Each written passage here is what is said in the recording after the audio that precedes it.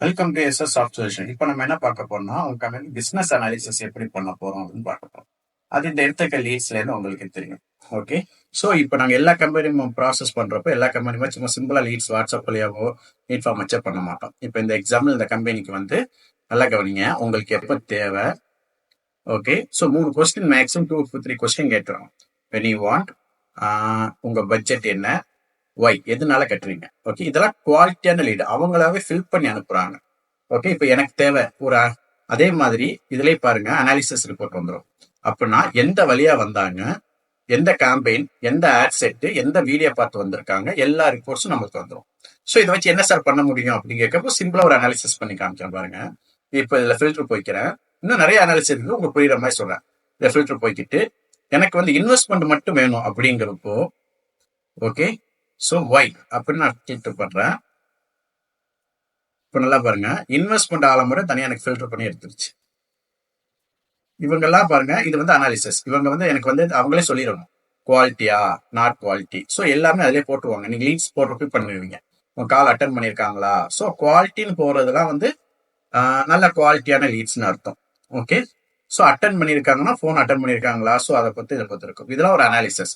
இப்போ இன்வெஸ்ட்மெண்ட் பண்றவங்க மட்டும் 23 பேர் வந்திருக்காங்க. ஓகே, வீடு கட்டுற ஓரியன்டா இத்தனை பேர் வந்திருக்காங்க, நம்ம ஃபில்டர் பண்ணி எடுத்தாச்சு. ஓகே, ஸோ இன்னும் அட்வான்ஸ் அனாலிசிஸ் நிறைய இருக்கு, அதை நான் உங்களுக்கு சொல்றேன். சிம்பிளான அனாலிசிஸ். ஓகே, இல்ல சார் எனக்கு எஃப்இ வழியா எனக்கு எத்தனை பேர் வந்திருக்காங்க நமக்கு தெரியணும் அப்படின்னா அதையும் ஃபில்டர் பண்ணி ப்ராசஸ் பண்ணி பார்த்துடலாம். ஓகே, அதே மாதிரி கிளிக் பண்ணிட்டு இது உங்க சிம்பிளா நீங்க பண்றதுக்கு போயிட்டு எனக்கு வந்து இந்த இடத்துல போயிட்டு பிளாட்ஃபார்ம். ஓகே, பிளாட்ஃபார்ம் வழியா நீங்க போயிட்டு பார்த்தனாவே உங்களுக்கு தெரிஞ்சிடும். எஃப்இ வழியா 19 பேர் வந்திருக்காங்க. இன்ஸ்டாகிராம் வழியா இத்தனை வந்திருக்காங்க. அதுல எத்தனை பேர் கன்வெர்ட் ஆயிருக்காங்க, க்ளோஸ் ஆயிருக்காங்க. ஸோ ப்ராசஸ் பண்றப்ப எல்லாமே பார்த்துக்கலாம். ஓகே, ஸோ எது வழியா குவாலிட்டியான லீடு வருது, எந்த ஆட் செட் பார்த்து வராங்க, ஓகேங்களா, எத்தனை பேர் இந்த பட்ஜெட்டுக்குள்ள கேட்டிருக்காங்க, எத்தனை பேர் இமிடியட்லி. ஸோ எல்லாமே நம்ம சிம்பிளா நீங்களே உட்காந்து அனாலிசிஸ் பண்ணி பார்க்க முடியும்.